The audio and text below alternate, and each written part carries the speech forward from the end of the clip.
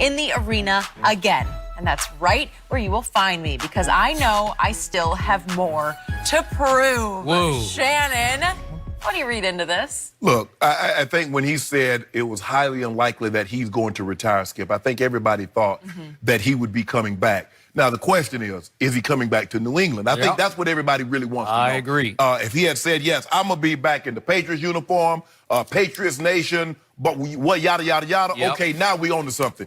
But this is, basically saying, look, I still believe I can play. I still believe I can play at a high level. I still believe I can help some team reach the ultimate destination, which is the Super Bowl. Yep. So this is what I thought, what Tom Brady always says a whole bunch of nothing.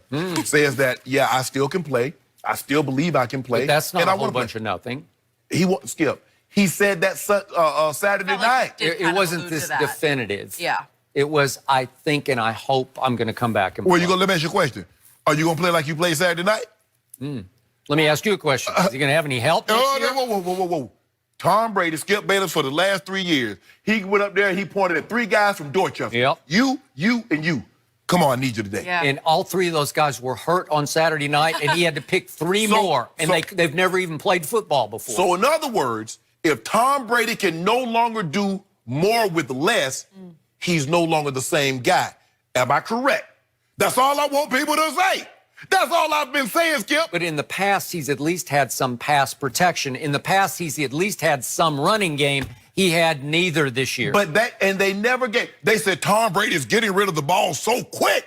Look at Joey Bosa was saying, man, you got to hold on to the ball. Tom Brady will bing, bing, bing. Skip Bayless, you come here, bing, bing, bing. Now, all of a sudden. It's hard to get rid of it quick when nobody can separate from press coverage. So a defender is nose to nose with you, and he's trying to get the ball out in 2.5 seconds, and you have no time to separate because you can't. So in other words, even though these guys weren't Julio Jones, they weren't Antonio Brown, Danny Amendola, and Julian Edelman and Chris Hogan, they were pretty good. They were better than what people gave them credit for. Because remember, it was all Tom Brady and how he was doing more with less. Now that he has less and he can't do more, what is it, Skip Bayless? Well, he did have this guy named Gronkowski, who became Matt Lacoste, or Benjamin Watson, age 39. So the guy Gronkowski that was injured when Brady orchestrated the second greatest comeback in playoff history, but the greatest playoff in Super Bowl history. He did that without that Gronk? So if he's the guy that everybody's telling me that he is, shouldn't he still be able to do that? Remember Brandon Cooks?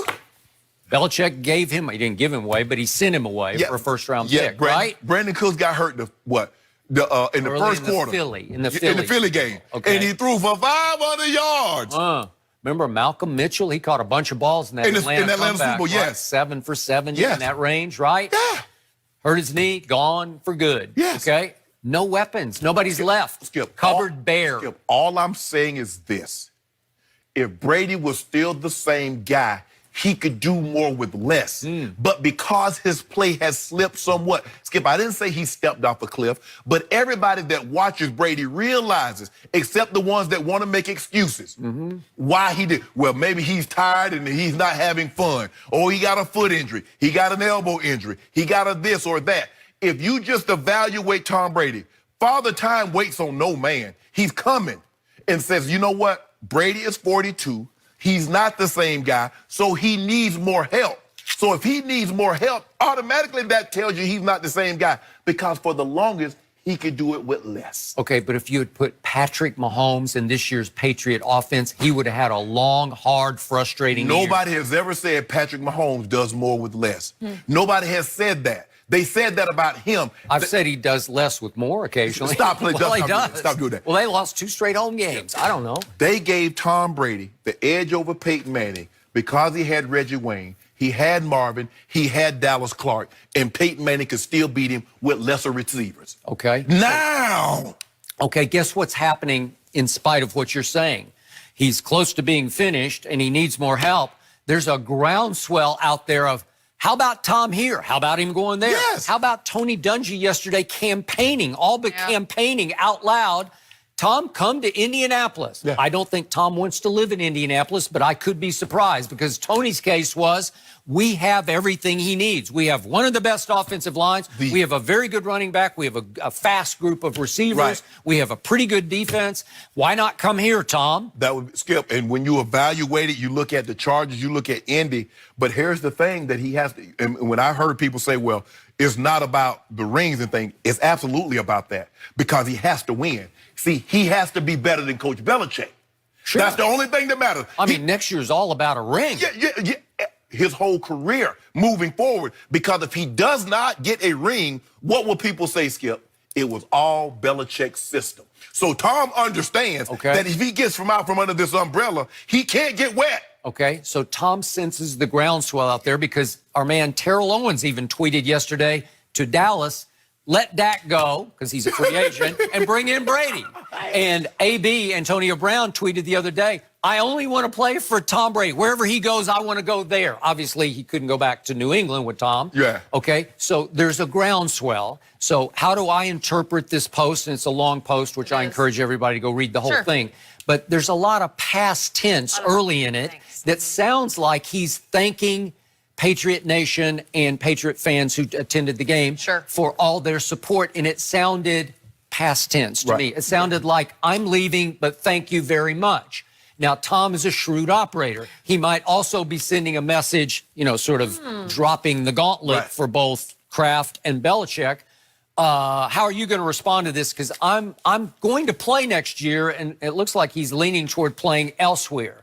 So, again, you could say that he's, for the first time in his Patriot life, he is now negotiating, saying, who are you going to side with, Robert Kraft? Yeah. You going to take me back, or do you want him back? And it sounds like it's a him or me. But Coach Belichick doesn't have social media, so he doesn't have my book or NetJets or whatever. You know, because he was trying to explain the different platforms of social media. And Coach Belichick said, I don't have any of that. So somebody's going to have to relay to this. Coach Belichick, did you see what Tom, you know, tweeted or IG? Sure, you got to print out. Mr. Kraft will know.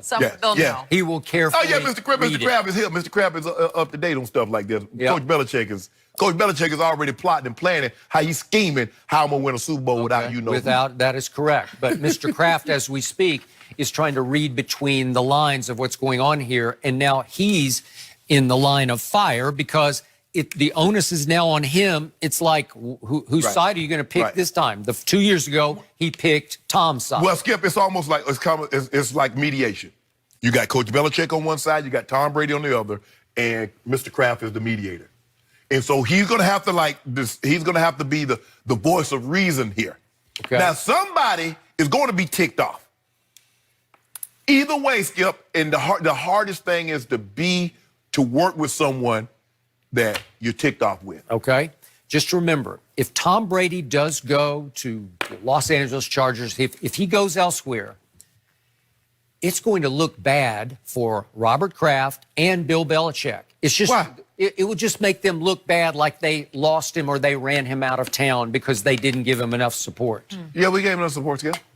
I mean, Skip, at some point in time, there's only you've already replaced the engine. You've already given a new Jenny, you've gotten 20 years out of the car. How many more? You're not getting 20 more. Robert Kraft, as the owner of the Patriots, has experienced 20 years of glory. Yes. He has been one of the most beloved figures in the history of Boston area New England sports. But guess what happens, Skip? If you keep holding on to a guy and you keep missing out on opportunities, you'll spend 20 years in perpetuity. Okay, I hear you. But what did Robert Kraft say Saturday to Peter King? He said, we hope we fit in Tom's plans going forward. But what did he give? He gave the two options. He would either play with us next year or retire. Right. Well, Tom just drew a line in the sand and said, I am not going to retire, Mr. Kraft. This is for Mr. Kraft's sake. I'm going back in the arena. I'm going to dare to be great. And he borrowed the Teddy Roosevelt line, okay? Yeah. So here we go, because Robert Kraft, he's not giving him the option B. You do know, only in Hollywood does heroes get a perfect ending. Everybody wants that straight hand, that John Elway, that Jerome Bettis. Jerome Bettis got to play in his hometown of Detroit. The bus stopped, pulled up in his